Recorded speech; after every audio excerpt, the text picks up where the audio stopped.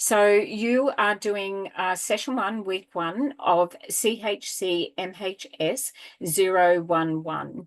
And this unit is about the understanding of the 4 key areas of the unit, the knowledge and the skills required to complete the unit. I'm just giving you an assessment summary. I'm going to talk briefly about what assessments are in this, and we're recording it, so you'll get this back. And then what are the supports that are available to you, which I know that you will share that amongst yourselves. I'm also going to get this recording here. You'll be able to click on, that is the Australian Quality Framework link of what this unit must require. So that's the national standard. You're doing vocational education training, a diploma, which is a nationally recognised qualification. And just to make sense of the content that we give you, know that that is the benchmark that we work to, which is on training.gov. I wanted to just make sure everyone knows what that is. If you ever want to know what your unit is, why you're doing that unit, know that it's recognised nationally. So it doesn't matter if you move into state, anywhere around Australia, the units that you are doing are recognised. We did not do our acknowledgement to country when we jumped in, but I would like to do that now. So I'd like to acknowledge the traditional owners of the land and any of our learners that may identify as First Nation or Torres Strait Island. I sit on Tarrabalan Bunda and Balai, Grangarang and Gureng, but where I am located is Tarrabalan Bunda, and I like to put that on my screen as well. Often referred to as Bundaberg in Queensland, which is where I sit. And so I want to acknowledge the elders past, present and emerging, and we celebrate the stories, the culture and traditions of Aboriginal and Torres Strait Islander elders of all communities who also work and live on this land. And a lot of our work does embrace our First Nation and the respect around our First Nation and Torres Strait Islander history, and some of our units specifically are around that. The CHCDIV002 is all about how do we approach that diverse target group. Overrepresented in mental health, overrepresented in AOD, overrepresented in alcohol and other drugs, homelessness, and in the correctional system as well. They were a small percentage of our population, but we sit on their lands and those lands never ceded. So this unit, CHCMHS011, the key learning outcomes for this are the 4 key areas. This is what you're going to be focusing on.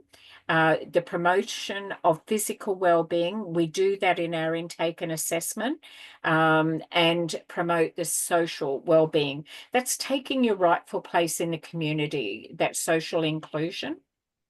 And then in the next one, like I said, this is a summary for you guys, is promote emotional well-being and promote cultural, and that can be spiritual well-being. So when we go into residential programs, a lot of them are 12-step.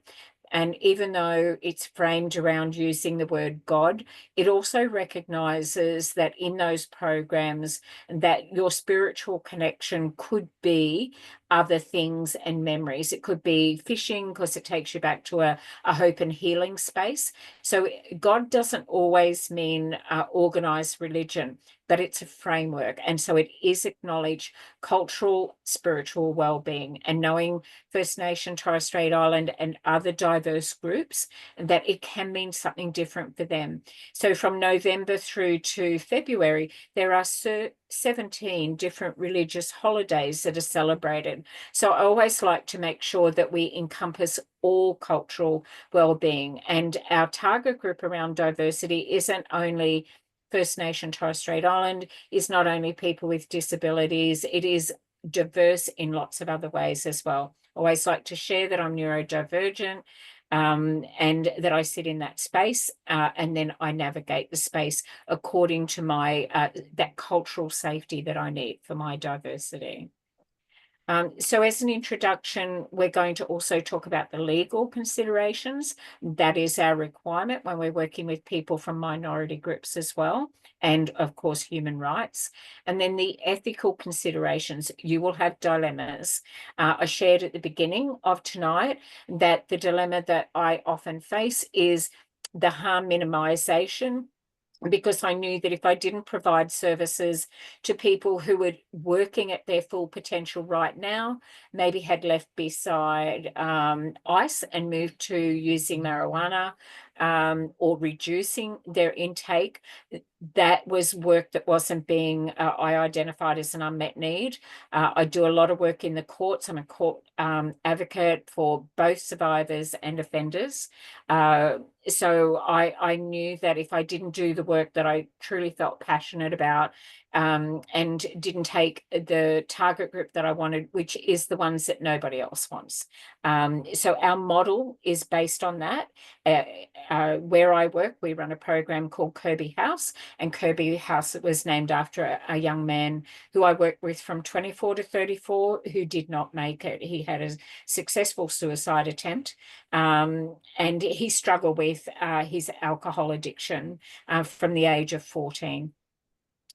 So it's really important work that we do. The mental health side of it is very important, but the ethical consideration, that's the dilemma. When you're working for an organisation, you will struggle with that from time to time. So the legal and the ethical considerations are working with, if you work for an organisation, they have the legislation, which is overarching, that's the legal. The ethical is around your codes of practice, policy and frameworks. And that is where I have the flexibility, and it is accepted. It's accepted by the Residential Tenancy Authority, our model. It's accepted by the Department of Social Services, and I'm a key person, first responder, when there's suicide intervention work with anyone that sits in that target group. So you still have to, even though you may make harm minimization as part of your ethical consideration, and I do, the difference is that if someone discloses, then they must seek help. They must go to someone who's doing the work that you're getting your qualification to do. So they do not park themselves, but they must be engaged in their recovery. They're going to mess up. They're going to have speed bumps. They may even have a few deal breakers, but I can evict and I can give someone another opportunity to come back into our program if they know what it is and they can identify that. But it's also their choice. They don't have to accept our program. That is where I sit in that space around code of practice and policy framework, our work role boundaries, responsibilities, limitations with the scope of your role. So say Babu might not be doing things independently as a trainee. There's always someone that you go back up to as a supervisor. We need to know how much authority we have and not work outside our responsibilities and our professional boundaries and our healthy professional boundaries. So there's boundaries, but are they healthy? And that's our self-care and someone checking that we're traveling okay. Rights and responsibilities of your workers, you have rights. Your clients have rights and responsibilities as well. Your employer does. They have two key areas. They must provide the resources for you to do the work you need to be able to do, and they must provide a safe place for you to do that. You have individuals accessing the service, and they have rights and responsibilities as well. Workplace health and safety.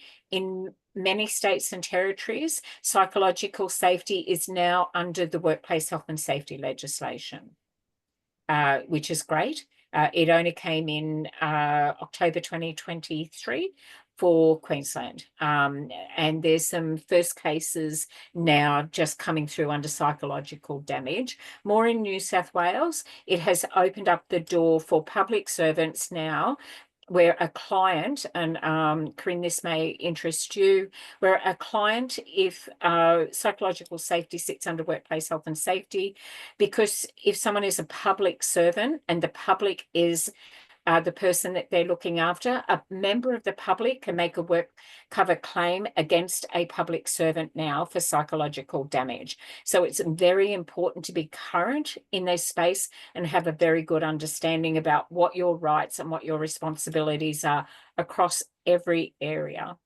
You have a duty of care, human rights, yours and your clients, dignity of risk, especially in AOD, addictive areas. It is, you can put that information in front of your client, but it's about readiness and then doing meaningful work with them. On average, it's 7 times in rehab before someone can fully commit. Some people, it can be an exception, but I find that usually that progress is around 4 years, lots of stops and starts. Informed consent, those are 2 different areas, the information and then getting that consent and continually getting that consent along the way. Mandatory reporting, you'll have policies and procedures. If you feel that your organisation is not acting on that, as a member of the public, you can anonymously do that reporting and check if your organisation has a whistleblower protection policy. But it does put the spotlight on a worker if they are reporting against somebody in the workplace who did not take action. Privacy, confidentiality, and disclosure, which is around our consent, and then our record management around that. That's a mouthful, isn't it, that one? Here now, I'm going to stop recording. So I would like to step out of your class and give you this to be able to work on. So I'm just going to just do a little bit of stuff, and I'm going to stop sharing. And I'm going to drop that into chat. And I'm going to paste that for you, which is what I'd like you to be able to do. So as a group, I want you to go over what you think physical is, what you think social, emotional, cultural, and or spiritual. Those 2 things can go together, by the way. It's not either or. And then I want you to come back to class and discuss that. Now, I will stop recording right now because I want you to speak freely with each other. This is your task to do, but you might merge and go in other places as well. Know that I need 4 people to come back and share. 1 person will be a spokesperson on physical, so you need to delegate that or volunteer. 1 will talk on social, what the group did, just bring that back as a summary. Emotional, and someone on the cultural and spiritual. The reason why I like to do it like this, and you come back and be a spokesperson for that, you might take notes and scribe, is when we finish with the client in our intake and assessment, when we're doing our progressive casework, we need to be able to say, well, this is what we covered today, and summarize it. We can't always just be in that speaking frame and active listening and the micro skills and our nuances. We have to be able to make sure we don't send our clients out with open wounds. We're talking about very complex areas for them. And you might have a client for ages and they'll say, you know what, one day, Sarah, I'm going to tell you what happened to me. But that doesn't mean, Sarah, you can't still work with them. It's entirely up to them. If they disclose, we don't need that information to do the work that we're there to do. Really important. They never have to tell us what happened to them, that root cause. That's not our job. Our job is to work with them in the here and now. Hope and healing is in the future. Okay, that's where recovery sits. Marty, something to add? Yeah, you've pasted that material on the chat. I have. Can you see that? Nope. Oh, press the arrow, Vicky. There it is. I know, I just brought it to life. Sorry, thanks, Marty.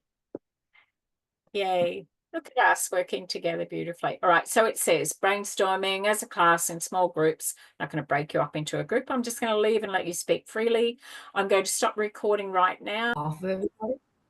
I'm happy to speak about physical wellness. I'm happy to do one. I don't mind which one. Oh, cultural well-being. We haven't spoke about that yet. I Oh, think no. cultural well-being is connection to art. So cultural well-being, like especially for Aboriginal and Torres Strait Islander people and different cultures, they have a really special ability to connect their culture with art, as well as just celebrating different cultural days. That's just an example of cultural wellness and practicing their culture, being connected to their ancestors. Connection to Um, country, yeah, connection to language. yeah, Yeah. absolutely practicing their language and um yeah, that's Even food and cooking for some Yeah. cultures, that's Mm. Mm, like an Italian family or Greek family, their whole culture revolves around that coming together with family around the table. yeah, yeah. I have experienced that while I was cooking for the residents. They do live for 9 months in the therapeutic community. While they're getting graduated after 9 months, they just ask the food what they like. They just request it in a small piece of paper what sort of food they like when they leave. Yeah, it's a different culture, obviously. So, last week we were just doing Italian risotto for one of the residents because the residents complete the 9 months program in the therapeutic community. So yeah, mm. it's really interesting to see different clients living in one place, and when they leave, we cook different food from the kitchen. It is yeah, it's culturally diverse place over there. And also um practicing cultural like participation in cultural practices, like engaging in cultural activities such as music, dance, art, and traditional ceremonies, like cultural festivals and stuff. I know that certain communities do I'm sorry if I do get this wrong. I can't remember exactly what the name of it is, but I attended it not too long ago. It's called Diwali. Yeah. And ceremonies and festivals like that's a way of cultural wellness, just getting together and celebrating that culture, the cultural practices. And Um yeah, and being able, like people like the outside of the community, to be able to actually feel that we can attend things like Diwali, and mm, that people in that culture can feel that they are accepted and that they can express themselves, that any culture can actually express the way that they want to be. So feeling safe in mm. society is part of Yeah, cultural safety. respecting cultural diversity and Yeah. cultural integration as well, like embracing cultural diversity and blending various cultural practices as well. Mm, Mm. cool. So I'm not quite back to the other question. I'm not quite sure who wants to do what. I'm happy to do one. I I'll can do do physical. Could we do I'll it? do emotional. Could we do it in the 4 key areas and summarize it, what we've been speaking about? So someone do physical, someone do social, someone do emotional, and then someone do cultural and spiritual. Though I think, Madison, you kind of nailed the cultural and the spiritual, and you wrapped it around when Sarah put in there about the cultural safety. I thought that was really Yeah. very good as well. I So mean, thank you. Justin and Marty, I will say they've both just had some excellent points in spiritual well-being that I would love to Absolutely. hear being shared again. Like they really did. Um, yeah, I'll do emotional. yeah. I'll do emotional as well. Oh, I only need one to do it, so you can do it. I'm happy to do physical. Did you want me to start off? Vicky? Oh, yes, please. Thank Yeah, you. okay. So just on the topic of, sorry. Sorry, can you hear me? Yep. Yeah, just on the topic of physical well-being. So just basic, physical well-being such as hydration, adequate water, and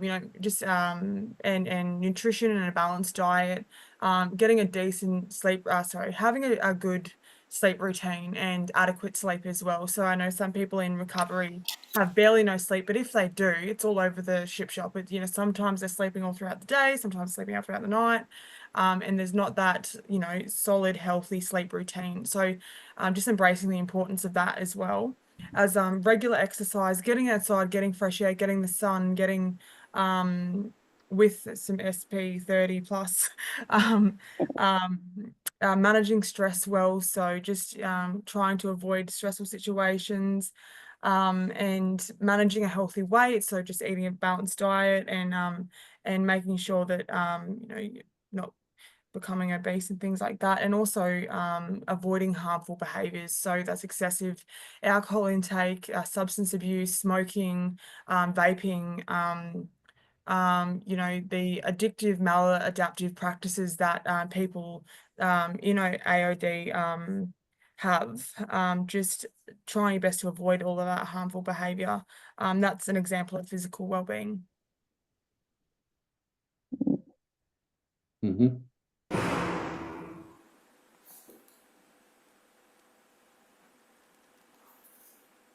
Yep. Yep. So is anyone moving on to social? I'll do social, that's fine. Right. Yeah, so we talked about the importance of having a social network, ideally with family and friends, but that if that's not possible because you've lost friends or people have moved away from you because of your AOD issues, then engaging with social areas like churches, 12-step programs, things like SMART recovery, youth programs, and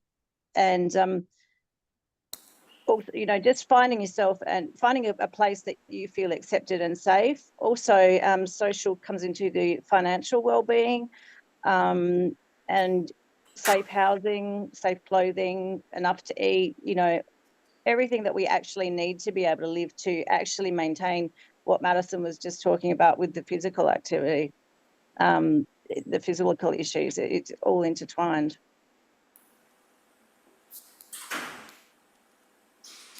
That's all. Yeah. Is anyone going back onto psychological well-being, or is that like emotional well-being? Yeah. Okay, so as I say, emotional well-being plays a very vital role in managing day-to-day life, right? So it is, I would say, it is directly related with your physical well-being, because once the person is like emotionally drained out, so definitely it's gonna affect your physical well-being as well. Like I say, various organ in our body, if I'll say about the stress, which is like a very major thing people are facing nowadays, has got something related with the emotional well-being. So it does impact your heart in a longer run. Fear, as I said, it does impact your kidney in a longer run, right? So managing emotional well-being, it could be through like, gathering along with the people, practicing yoga, meditation, right? It's really very important. And well, coming to the point, balancing emotions helps to deal with various kind of stress as well, and which is something really important nowadays. So yeah.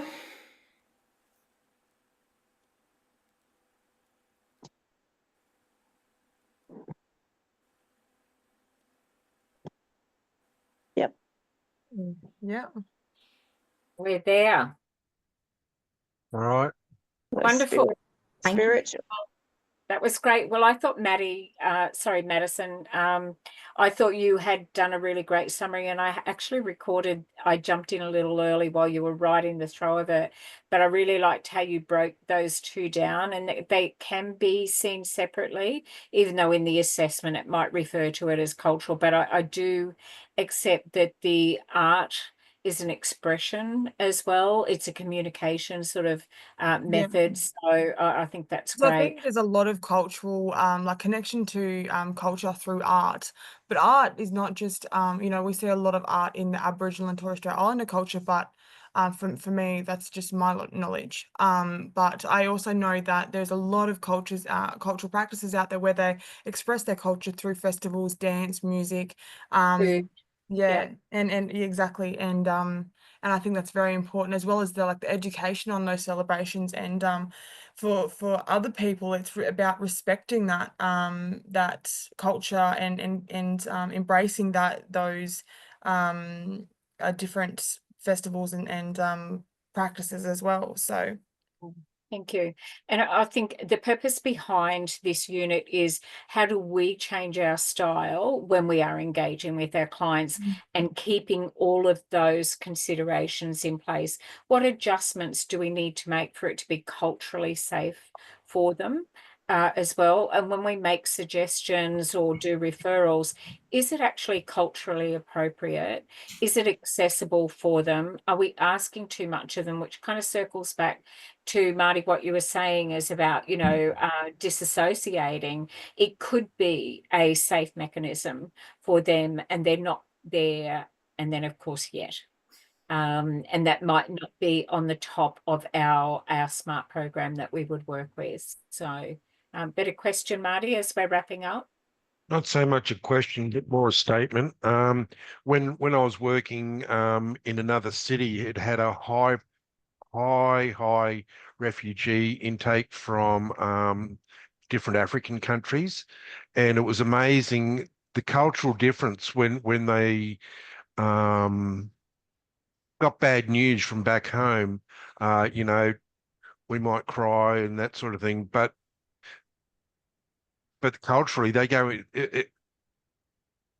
a catatonic state almost, where they're just not responsive. And you know, it was just something that was really, when we first started to encounter it, we wondered what was going on. But after a while, we realized this is the way that they deal with grief and grieving and bad news. It was quite amazing to see the difference. You know, it was really chalk and cheese between Australia and yeah. So just an example, I suppose.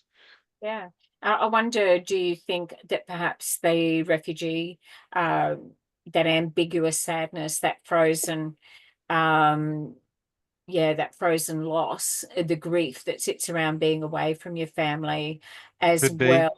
Yeah, and that could also be a response from the trauma, from some of the stuff that they'd witnessed and experienced in some of those areas, because they were coming from areas that had experienced, you know, genocide and all sorts of stuff like that, you know. So really good observations, and quite different that you're looking at there as well. So great insight, terrific discussion. Dwayne was right, you're a good group.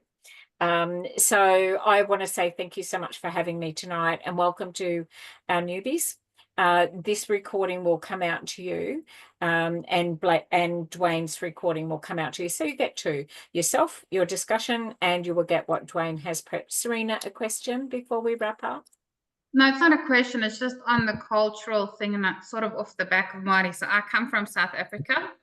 So in our culture, we generally don't talk about our feelings and emotions. So when things like this happen, it's very hush-hush.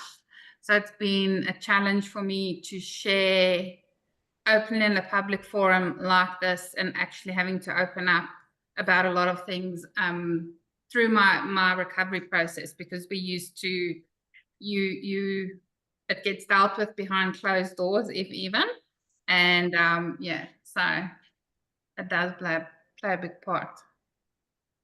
Thank you for that. Yeah, really important that it's culturally safe for all of us and our clients as we work with them as well. So if we're connected to how we are in our space, then we can build that bridge with our clients. It doesn't mean that we're responsible for it, because they're going to work at whatever level of motivation they are in for change, their readiness. However, this is our framework that we work to. Yeah. So this is week 1. Week 2, Dwayne will drive that. Week 3, I'm hoping that you're in your assessment area. I'm going to get these slides sent out for you as well. If you need some support, lso@hayderinstitute.edu.au. You'll get an information session, which kind of just is an overview that will also come out with your recording. And when I would encourage you, when you're beginning your studies, is to open up a folder and call it DIP AOD, and then each new unit have a subfolder underneath it, because you're going to get sent these emails with your YouTube. We convert your class to a YouTube recording. Put that in there, that's your resource. Download your learner's guide and put it into your subfolders, because these are yours when you have completed and graduated, these are your resources and they're brilliant. Even your classes, it's good ongoing professional development. You can play it in the background and it will go through it. Classes one way, how we learn experientially. I know that we're not in a classroom, but we try and bring it as alive as we possibly can, and keep it fairly close to that as well. But I do appreciate the time and all the how you contributed and shared. And I want to say thank you so much. And I've got a lot of respect for you. So it's great to meet some people who are going to go out and do really good work. That's my passion. That's why I train, as well as I work in the sector, is I know how we need, how much we need really good workers. And I need our workers to be safe when we're out there. So I've only got a small team outside of Haida. 28 staff work with me. However, a lot of people who are sitting in other orgs came and did their final year uni placement with me. So I kind of like have my key people in child safety, and I've got people in Centrelink and people in Headspace. And I tell them, you're still on my team, even though they may be the team leader somewhere else. So we never lose those connections. And what Marty said at the beginning, and Liz reinforced, that is, connect with your peers. You're going to get more out of the knowledge, the collective wisdom in this class than we can ever give you off a piece of paper. Okay. Absolutely. All right. Yeah. So thank you, everyone. It's 7:30. Go and have a life. And you will be joined by Dwayne next Wednesday. But I have given you my email if you want my expertise in that career development pathway applications. I'm a real champion of get out there and study as well, and have a bit of confidence in yourself. Marty, I'm going to send you that peer worker one for Queensland Health, because I know you're in the same service district. Thanks for that, Vicky. Really appreciate that. Thank you. Just an email away. Okay. Okay, great. Good night, everyone. Vicky, Right. just quickly, are you sending us out the slides that Dwayne has got for tonight? Right. They get sent out also on Friday. Would you like to email me, Madison? If you want the slides, I will send them to you as an attachment. Anyone that sends me an email, I am happy to send you those slides. I just don't have his recording converted to a YouTube yet. The slides are actually in our resources too. Yeah, Madison, they might be. Yeah. Oh, thanks, yeah, they Marty. are. Yeah. Okay, so you've got the slides, you just haven't got Dwayne's recording. I think he only did it this morning, and Liz is away on Thursdays and she'll be back Friday, so you will get it. We say within 48 hours of class. Is that okay? You know, that's fine. I just wanted to know how we're doing this class tonight, like 3 weeks, 3 yeah. sessions. Yeah. Yeah. So we're just watching a recording of Dwayne for this first. Yes. Yeah, Yeah. you've got his, and he's got the slides up, and he's talking to those slides, and Yeah. then you've got your discussion tonight. So you're going to get Okay, yeah. part 1 and part 2. Yeah, that's okay. Yeah. Thank you for Does that. that make sense? Yeah, no, And that's then- fine. And then the information recording for our new people who have just enrolled. And actually, it's not a bad recording as a refresher as well. So we often have changes. We try and do an info session at the beginning of every brand new unit, because that's the only time we enroll new learners. So in your next unit, you may meet new people and you'll go, oh, I know where you've been and how that feels. So, but I want to say that you've opened the circle really wide and everyone's been embraced into this space. So thank you. That's a sign of your professionalism as well. All right. Okay. Thank you, Vicky. Happy Wednesday, everyone. Bye. Bye. Thank you. Thank Bye. Bye. Have a great week. Bye.